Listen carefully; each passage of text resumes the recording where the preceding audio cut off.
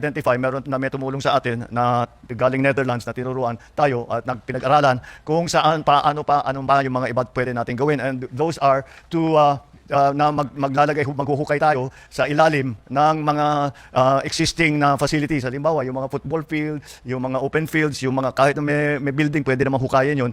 And they have already identified 30 sites, some of which are in Raja Sulaiman, Rizal Memorial, Camp Aguinaldo, para sa ilalim lahat ito. Hindi huhukayin ito tapos i-restore naman kung ano yung nandun dati sa Camp Aguinaldo, sa UST.